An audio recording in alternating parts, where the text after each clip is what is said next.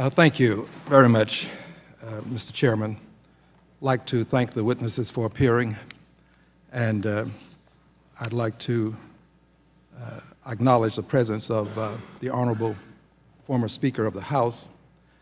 And for our purposes today, because he was the Speaker, I shall refer to him as Mr. Speaker.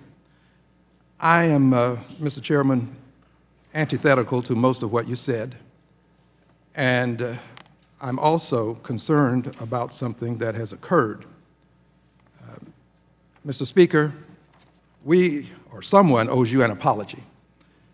And someone owes you an apology because on the memos that I've received and on the witness list, you are acknowledged as the former Speaker of the House, and indeed you should be, but there is no acknowledgement of your affiliation with the U.S. Consumer Coalition.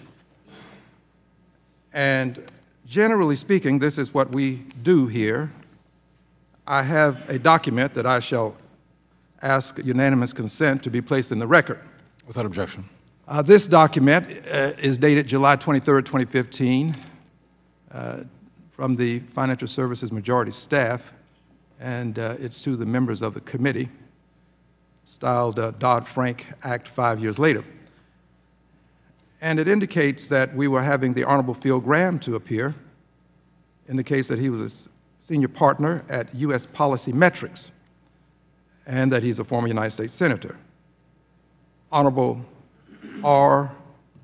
Bradley Miller, of counsel with Grays and Ellsworth, LLP, and former member of Congress.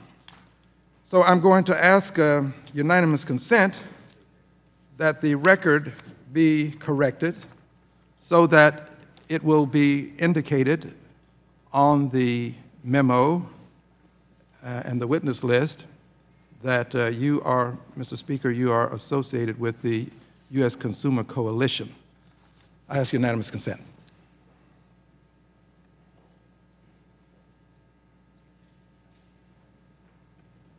If that's the case, without objection.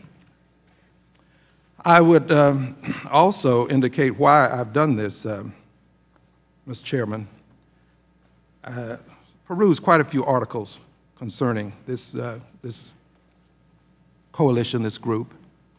It appears to be a corporate-owned and subsidized synthetic grassroots organization. The activists, consumer organizations, know very little about it. It's a 501c4, no way to ascertain who really funds it. And I think it's very important for us to know who's really coming after the CFPB. And this organization has a mission statement that coincides with much of what has occurred here in the Congress of the United States of America. So I'm going to have to yield some time to the ranking member, but I think it's important for us to go into this. I have several articles that I'll be introducing in the record, and having perused the Speaker's statement for today, I'm going to assume that it's just an oversight because nowhere in the statement does it indicate his affiliation with this U.S. Consumer Coalition.